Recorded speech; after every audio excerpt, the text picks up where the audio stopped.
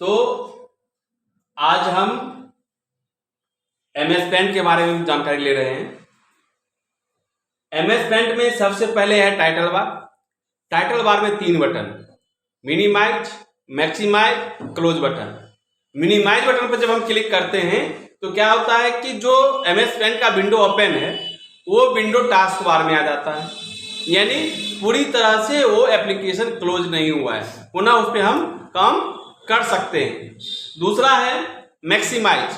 जब हम maximise button पर क्लिक करते हैं तो क्या होता है कि वह एप्लीकेशन या वह विंडो जो है सो मिनिमाइज हो जाता है, यानी उसका स्क्रीन छोटा हो जाता है। क्लोज बटन में क्या है कि जब हम क्लोज बटन पर क्लिक करते हैं तो जो एप्लीकेशन मेरा खुला हुआ है वो एप्लीकेशन बंद हो जाता है। समझ में आ गया ना। टाइटल बार में 3 button, minimize, maximize, close button. इसके बाद जिस स्थान पे होम और व्यू लिखा हुआ है उसको बोलते हैं मेन्यू बार या टैब बार। अब मान लीजिए कि टैब में यहां पे 3 टैब आपको दिख रहा है। एक है फाइल मेन्यू टैब, दूसरा है होम और तीसरा है व्यू। ठीक है, तो फाइल मेन्यू जो है, फाइल मेन्यू में आपका वो सारे ऑप्शन दिए गए हैं जिससे आप न्यू डॉक्यूमेंट पेज ले सकते हैं, बनाए गए डॉक्यूमेंट को सेव कर सकते हैं। सेव एज के ऑप्शन से है कि एक डॉक्यूमेंट को कई नामों से अलग अलग फॉर्मेट में सेव कर सकते हैं। इसके बाद उसमें आता है प्रिंट। प्रिंट का मतलब ये हुआ कि जब आप कोई डॉक्यूमेंट्स बनाते हैं और उसका आपको प्रिंट आउट चाहिए तो आप उसका प्रिंट आउट निकाल सकते हैं, और प्रिंट निकालने से पहले आप उसका प्रीव्यू देख सकते हैं। जब आप प्रिंट के ड्रॉप डाउन मेन्यू पर क्लिक करते हो तो आपका 3 और ऑप्शन दिखाई देता है प्रिंट के ऑप्शन में। क्या है उसमें? पहला है प्रिंट। प्रिंट में है क्या कि जब आप प्रिंट के ऑप्शन पर क्लिक करोगे तो आपका जो डॉक्यूमेंट्स बनाया हुआ है वो डायरेक्ट प्रिंट हो जाएगा। Page setup. पेज सेटअप क्या है कि आपको प्रिंट निकालने से पहले उसका पेज सेटअप करना पड़ेगा। पेज सेटअप का मतलब ये हो गया कि जब हम कोई प्रिंट निकालेंगे तो हो सकता है कि वह प्रिंट हमारे पेज से बड़ा भी हो सकता है या बहुत छोटा भी हो सकता है, लेकिन जब तक हम पेज को सेटअप नहीं करेंगे तब तक क्या हुआ कि प्रिंट मेरा सही से नहीं निकलेगा। तो इसके लिए हमको पेज सेटअप करना अनिवार्य है, तो उसके लिए हम पहले पेज सेटअप करेंगे।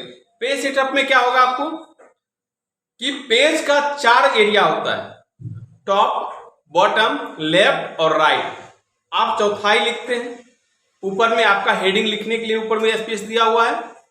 ठीक है, तो पेज में 4 भाग है, टॉप, बॉटम, लेफ्ट और राइट। तो आपको यहां पे चारों पेज का मार्जिंग सेट करना पड़ेगा पहले। जब आप मार्जिंग सेट कर लोगे तो प्रिंट जब आप निकालोगे तो आसानी से उसका प्रिंट निकल सकता है। ठीक है, और डॉक्यूमेंट में आपको देखने में वो खराब भी नहीं लगेगा। इसके बाद आता है प्रिंट प्रीव्यू। प्रिंट प्रीव्यू का मतलब ये हो गया कि आप प्रिंट निकालने से पहले अपने डिस्प्ले पर, अपने स्क्रीन पर आप उसका प्रीव्यू देख लीजिए कि आपका पेपर पर वह किस साइड कट रहा है या कौन सा भाग ज्यादा है या कम है। अगर आपको यह देखने में आ गया कि नहीं कोई एक लेफ्ट साइड मेरा कम जा रहा है, राइट साइड ज्यादा जा रहा है, तो आप पहले उसका पेज सेटअप कर लीजिए। पेज सेटअप करने के बाद ही आप उसका प्रिंट निकालिए। जैसे मान लीजिए कि घर में माँ या बहन खाना बनाती होगी ना, तो खाना उतारने से पहले क्या करते हैं कि उसका कभी कभी टेस्ट चेक करते हैं। या जो कोई भोज बनाता है तो भोज में क्या करता है, भोज खेलने से पहले सब्जी का नमक टेस्ट करता है कि नमक ज्यादा है या कम है। तो क्या हो गया कि किसी को देने से पहले उसका खुद का परीक्षण कर लिया, खुद का प्रीव्यू देख लिया कि कहीं सब्जी में नमक तो ज्यादा नहीं है। अगर मान लीजिए कि वो नहीं देखा, खुदा न खास्ते सब्जी में नमक ज्यादा पड़ गया, भोज खाने के लिए लोग बैठे हुए उनके पास पत्तल पे पहुंच भी गया, तो क्या होगा, वो खा पाएंगे? वो बर्बाद हो जाएगा। उसी तरह आपका डॉक्यूमेंट्स का पेज बर्बाद हो जाएगा। अगर आप प्रीव्यू नहीं देखते हो और प्रिंट निकालते हो तो आपका डॉक्यूमेंट्स का पेज बर्बाद हो जाएगा।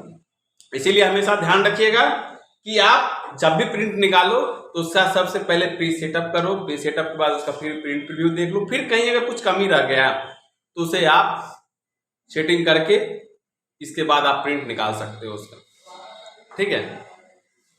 इसके बाद आता है फ्रॉम स्कैनर और कैमरा। फ्रॉम स्कैनर और कैमरा का मतलब ये हुआ कि आपके पास डिजिटल कैमरा है और उस कैमरा से कोई तस्वीर खींची गई है। अभी तक वह तस्वीर आपके कैमरा में ही है और आप चाहते हो उसे कि अपने लैपटॉप में या अपने कंप्यूटर सिस्टम में लाने के लिए, ठीक है। तो उस कैमरा को केबल के सहारे आप अपने लैपटॉप को कनेक्ट करेंगे। कुछ ऑप्शंस आएंगे, उस ऑप्शन को सेलेक्ट करेंगे। सेलेक्ट करने के बाद जो आपका डिजिटल कैमरा में तस्वीर खींचा गया है वो सारा तस्वीर आपके कैमरा से डाइवर्ट होकर के आपके कंप्यूटर स्क्रीन पे आ जाएगा, ठीक है। स्कैनर का मतलब ये हुआ कि किसी भी डॉक्यूमेंट्स को हम स्कैन करेंगे। मान लीजिए कि आपके पास 1 पेज या 10 पेज का कोई डॉक्यूमेंट्स पहले से तैयार किया हुआ है, यानी उसका हार्ड कॉपी आपके पास है और वह किसी को भेजना है। मान लीजिए कि अभी पटना आपको भेजना है और वहां तुरंत जरूरी है, तो आप क्या करोगे, उसको डाक से तो नहीं भेज सकते हो। डाक से भेजोगे कितना दिन लगेगा? 5 से 7 दिन लग जाएगा, 4 दिन लग जाएगा और उसको आज ही जरूरी है। तो उसके लिए हम क्या करेंगे कि डॉक्यूमेंट्स को स्कैन करेंगे।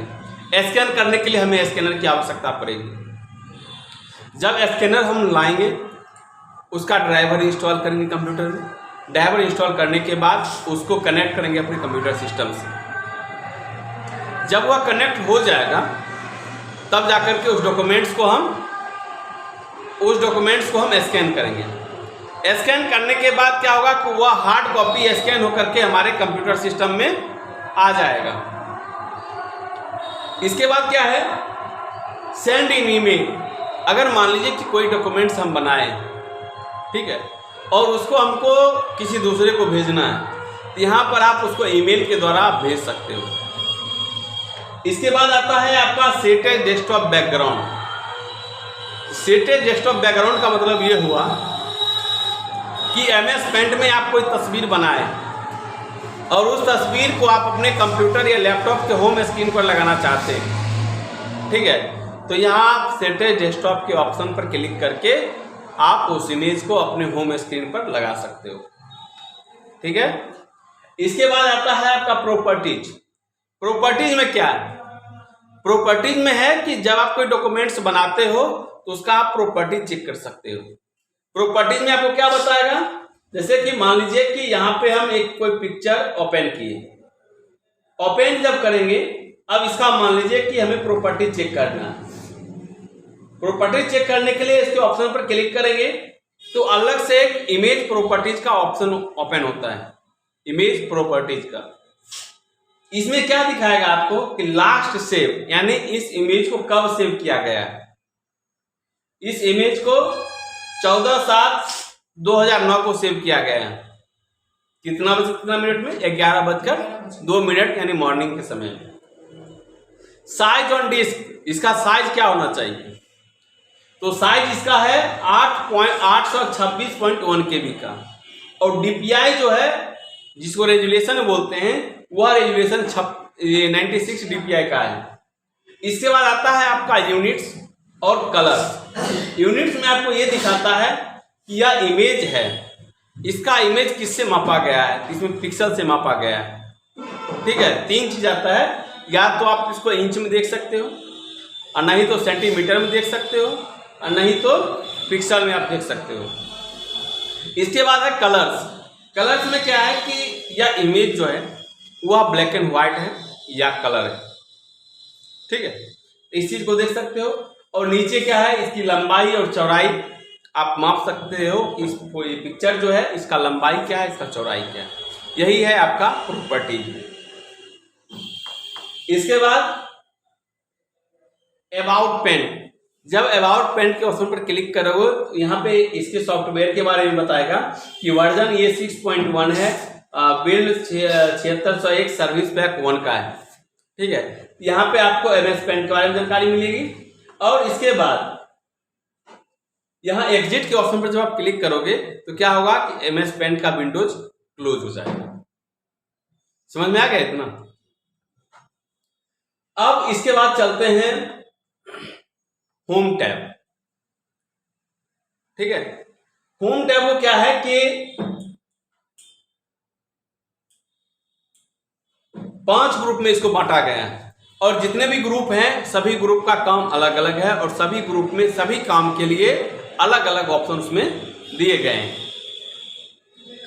तो 5 ग्रुप में सबसे पहला आपका ग्रुप आता है क्लिपबोर्ड। क्लिपबोर्ड ग्रुप में 3 ऑप्शन कौन कौन है? पेस्ट, कट और कॉपी। पेस्ट का मतलब होता है चिपकाना, कट का मतलब होता है काटना और कॉपी का मतलब होता है प्रतिलिपि तैयार करना, एक कॉपी से दूसरी कॉपी तैयार करना, बनाना। कट का ऑप्शन और कॉपी का ऑप्शन का प्रयोग हम कब करेंगे? जब किसी टेक्स्ट या इमेज का प्रतिलिपि तैयार करना होगा तो उस समय कट या कॉपी का भी प्रयोग कर सकते हैं और उसे दूसरे पेज पे चिपकाना होगा या दूसरे स्थान पे चिपकाना होगा तो हम पेस्ट का ऑप्शन पर क्लिक करके हम पेस्ट कर सकते हैं। ठीक है। कट का शॉर्टकट की है Ctrl+X, कॉपी का शॉर्टकट की है Ctrl+C और पेस्ट का शॉर्टकट की है Ctrl+V। शॉर्टकट का मतलब ये हो गया कि हम लंबी दूरी को नहीं तय करके कम दूरी तय करके उस काम को हम पूरा कर सकते हैं। इसमें समय आपको कम लगेगा। आप मान लीजिए कि जाइएगा फिर ऑप्शन को सेलेक्ट कीजिएगा तब आपका ऑप्शन काम करेगा। आप कीबोर्ड से Ctrl+C दबाइए, टेक्स्ट को सेलेक्ट कीजिए, कीबोर्ड से Ctrl+C दबाइए, टेक्स्ट आपका कॉपी हो जाएगा। Ctrl+V दबाइए, आपका कॉपी किया गया टेक्स्ट या पिक्चर वो पेस्ट हो जाएगा। ठीक है। अब कट और कॉपी में अंतर थोड़ा समझ लीजिए। जब किसी टेक्स्ट या पिक्चर को आप कट करते हैं तो उस स्थान से वह हट जाता है, लेकिन वह पिक्चर या वह टेक्स्ट आपका कॉपी हो जाता है, प्रतिलिपि होने के लिए तैयार है वो। आप अगर दूसरे स्थान पे जाकर के पेस्ट करते हैं तो वहां पे पेस्ट हो जाएगा। कॉपी में क्या है, आप किसी टेक्स्ट या पिक्चर को सिलेक्ट करके कॉपी करोगे तो वो जिस जगह पे है उस जगह पे रहेगा ही, लेकिन जब आप दूसरे जगह पेस्ट करना चाहते हो तो पेस्ट करके उसे दूसरी जगह ले जा सकते हो। पहले वाला भी स्थान पे है और दूसरे स्थान पे भी पेस्ट हो जाएगा। यही है आपका कॉपी। कट, कॉपी, पेस्ट समझ में आ गया? आ गया ना? चलिए अब चलते हैं इमेज ग्रुप। इमेज ग्रुप में क्या है? 4 ऑप्शन। पहला है सेलेक्ट का और सेलेक्ट के नीचे एक ड्रॉप डाउन का ऑप्शन बना हुआ है। इसका मतलब ये होता है कि उससे हम उस ड्रॉप डाउन के मेन्यू के ऑप्शन पर क्लिक करेंगे तो हमको बहुत सारा ऑप्शन और देखने के लिए मिलेगा। ठीक है। तो सेलेक्ट का जो ऑप्शन है उसे हम क्या कर सकते हैं कि किसी टेक्स्ट को या किसी इमेज को या किसी शेप्स को हम सेलेक्ट कर सकते हैं। सेलेक्ट क्यों करेंगे? किस लिए सेलेक्ट करेंगे उसको? या तो उसको रिसाइज करना है तब सेलेक्ट करेंगे, या तो उसको डिलीट करना है तब सेलेक्ट करेंगे, या तो उसको वहां से हटा के दूसरे जगह ले जाना है तब उसको हम सेलेक्ट करेंगे। सेलेक्ट काम वही ना होगा। जब हम इसके ड्रॉप डाउन मेन्यू पर क्लिक करते हैं तो पहला आता है रेक्टेंगल सिलेक्शन। इसमें क्या है कि आपको आयताकार में आप किसी टेक्स्ट को या किसी इमेज को सेलेक्ट कर सकते हैं। दूसरा आता है free from selection. Free from selection का मतलब हुआ कि आप पेंसिल के सहारे छोटे छोटे जगह पर भी जाकर के उस एरिया को आप सेलेक्ट कर सकते हो। ठीक है। इसके बाद आता है सेलेक्ट ऑल। आप इस ऑप्शन का प्रयोग करके भी सेलेक्ट ऑल कर सकते हो और नहीं तो कीबोर्ड से Ctrl+A बटन दबा करके भी पूरे सेलेक्ट कर सकते हो। ठीक है। इसके बाद आता है इन्वर्ट सिलेक्शन। इन्वर्ट सिलेक्शन में थोड़ा बहुत इधर होगा। इसके बाद आता है डिलीट। जब तक आप कोई भी टेक्स्ट या इमेज को सिलेक्ट नहीं करोगे तब तक डिलीट का ऑप्शन हाईलाइट नहीं होगा। जब उस टेक्स्ट या इमेज को आप सेलेक्ट कर लेते हो तब आपका डिलीट का ऑप्शन हाईलाइट होगा, तब आप उसको डिलीट कर सकते हो, या कीबोर्ड से डिलीट का बटन दबा करके भी उस टेक्स्ट इमेज को हम डिलीट कर सकते हैं। ठीक है। इसके बाद आता है ट्रांसपेरेंट सिलेक्शन। ट्रांसपेरेंट सिलेक्शन का मतलब ये हुआ कि पारदर्शी। कोई शेप हम बनाए हैं, उस शेप को अगर हम कॉपी करके पेस्ट करते हैं और दूसरे शेप पे रखते हैं तो पहले वाला शेप हमको दिखाई नहीं देता है, काहे कि उसका बैकग्राउंड भी कॉपी हो जाता है।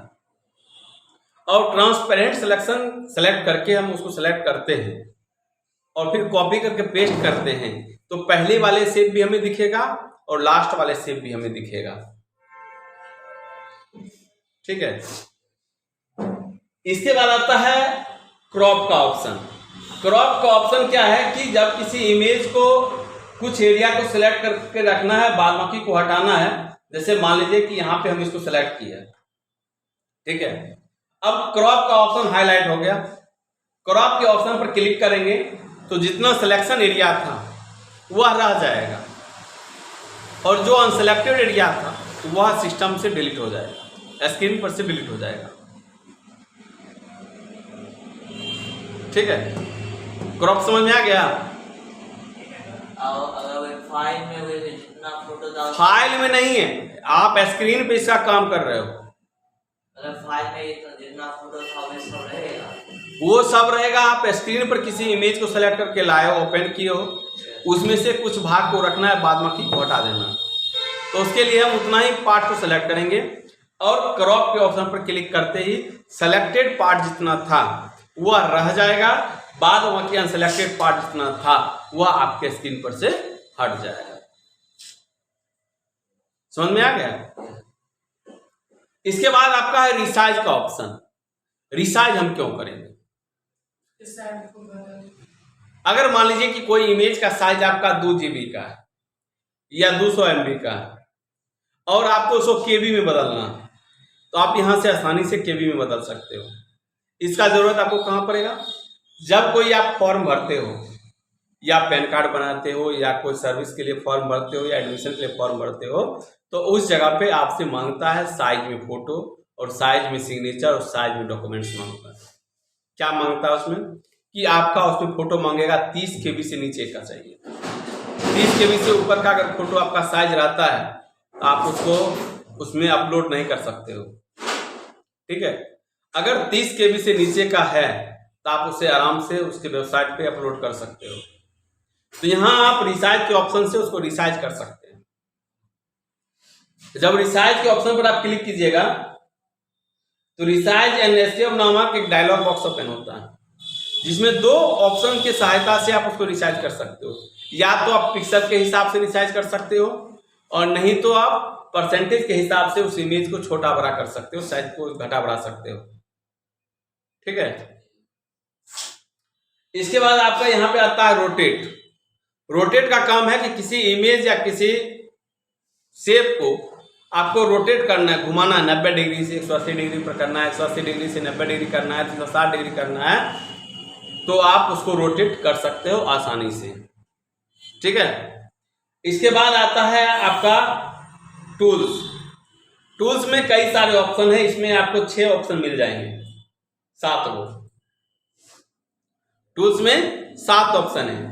पहला आता है पेंसिल। पेंसिल का मतलब हो गया कि उस पेंसिल के प्रयोग से या उपयोग करके आप छोटे छोटे जगह में भी कोई चित्र आसानी से बना सकते हो। ठीक है। इसके बाद आता है आपका फिल विथ कलर। जो आपने डिजाइन बनाया है या कोई शेप इंसर्ट किया है उसमें अगर आपको कलर करना है तो फिल विथ के हिसाब से फिल विथ का ऑप्शन सेलेक्ट करके आप अब अपने आवश्यकता अनुसार कलर पैलेट से कलर को सिलेक्ट करेंगे और उस शेप को कलर फिल करेंगे। ठीक है। इसके बाद आता है ये जो लिखा हुआ है वो टेक्स्ट है आपका। अगर आप स्क्रीन पे कुछ लिखना चाहते हो तो आप उस ऑप्शन के प्रयोग से आप लिख सकते हो। जैसे मान लीजिए कि ये इमेज बना है, ये ऑप्शन को सिलेक्ट किए और यहाँ पे हम ड्रैग करेंगे, उसको ड्रैग कर दिए। अब यहाँ पे मान लीजिए कि हम लिख दिए नाम लिखा गया। अब इसको हम सेलेक्ट कर लेंगे। सेलेक्ट करने के बाद जब हम ए पे यानी टेक्स्ट के ऑप्शन पर क्लिक किए तो अलग से एक टेक्स्ट का टैब ओपन हो गया। ये क्यों ओपन हुआ है? इसलिए कि जो टेक्स्ट हम लिखे हैं उसका फॉर्मेटिंग करना पड़ेगा। फॉर्मेटिंग का मतलब हुआ कि उस टेक्स्ट को कलर करना है या उस टेक्स्ट को बोल्ड करना है, इटालिक करना है या उसका फॉन्ट स्टाइल बदलना है, और नहीं तो फॉन्ट के आकार को आवश्यकता अनुसार छोटा बड़ा करना है, इसके लिए टेक्स्ट टैब अलग से ओपन हो जाता है उसका फॉर्मेटिंग करने के लिए। अब यहां पे है, ये आपको दिख रहा है फॉन्ट फैमिली। फॉन्ट फैमिली में क्या है कि यहां से आप फॉन्ट का स्टाइल बदल सकते हो, ठीक है, जो मन है आप उसके ड्रॉप डाउन पर क्लिक करके सेलेक्ट करके आप कर सकते हो। इसके बाद आता है यहाँ पे आप उसको साइज बड़ा करने के लिए, जो मन है वो साइज आप बड़ा कर सकते हो, ठीक है। जैसे यहाँ पे एक लेटर कट चुका है तो इसको आप थोड़ा बड़ा कर दीजिए, आ जाएगा, ठीक। इसके बाद अगर आपको बोल्ड करना है तो बोल्ड कीजिए, नहीं करना है तो उसको हटा दीजिए, ठीक है। यह इटालिक है। इटालिक का मतलब हुआ कि किसी भी टेक्स्ट को आड़ी तिरछा करने के लिए हम इटालिक का प्रयोग करते हैं। इसके बाद आता है ये अंडरलाइन। अगर टेक्स्ट में आपको अंडरलाइन लगानी है तो आप अंडरलाइन के ऑप्शन का प्रयोग करके टेक्स्ट में आप अंडरलाइन लगा सकते हो। यानी इसका मतलब ये हुआ कि टेक्स्ट के निचले हिस्से में एक लंबी लाइन खींच जाती है, ठीक है। इसके बाद आता है स्ट्राइक थ्रू।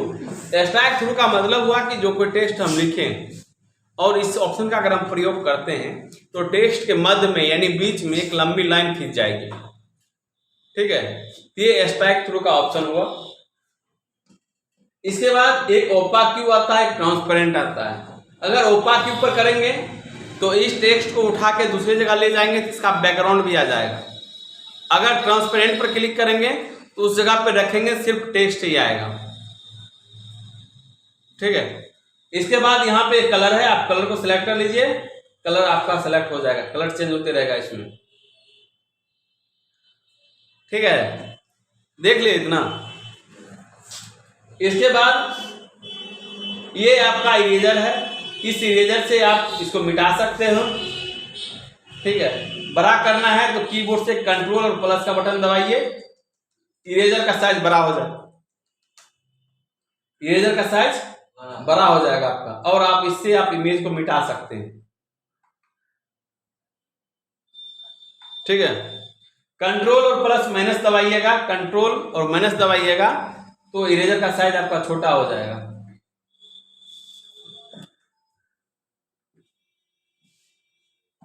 इरेजर का साइज छोटा हो रहा, देख रहे हैं ना। इसके बाद ये आपका कलर पिकर है। आप जो कोई इमेज को इंसर्ट किए हैं या पेज पे ओपन किए हैं उसका कुछ ऐसा भाग है जो आपके कलर पैलेट में वो कलर नहीं है, तो वहां कलर पिकर लेकर के कलर को पिक करके आप दूसरी जगह कलर फिल कर सकते हैं, ठीक है। इसके बाद आता है मैग्नीफायर। मैग्नीफायर में क्या है कि किसी पेज को या इमेज को जूम करके देखना है तो आप उसे जूम करके देख सकते हो, ठीक है। इसके बाद आता है ब्रश। ब्रश में है क्या कि आप किसी भी ब्रश को आसानी से सेलेक्ट करके प्रयोग में ला सकते हो पेंटिंग करने के लिए। इसके बाद यहाँ पे आपका एक शेप का ऑप्शन है, शेप्स ग्रुप है, शेप का ऑप्शन है। शेप में आप जो आपको शेप लेना है सेलेक्ट कीजिए और अपने स्क्रीन पर वर्किंग ये ड्राइंग एरिया में उसको ड्रॉ कीजिए, वो आपका स्क्रीन पे आ जाएगा। जैसे मान लीजिए कि हार्ट वाला शेप इंसर्ट किए, इसका लाइन आउटलाइन जो है वो बहुत पतला है, आउटलाइन को बड़ा करना है तो कीबोर्ड से कंट्रोल और प्लस का बटन दबाइएगा तो इसका आउटलाइन मोटा होते जाएगा, ठीक है। और माइनस दबाइएगा, कंट्रोल माइनस, आउटलाइन इसका पतला होते जाएगा, ठीक। तो आज हम शेप तक आपको बताएं, ठीक है। इसके बाद फिर हम कल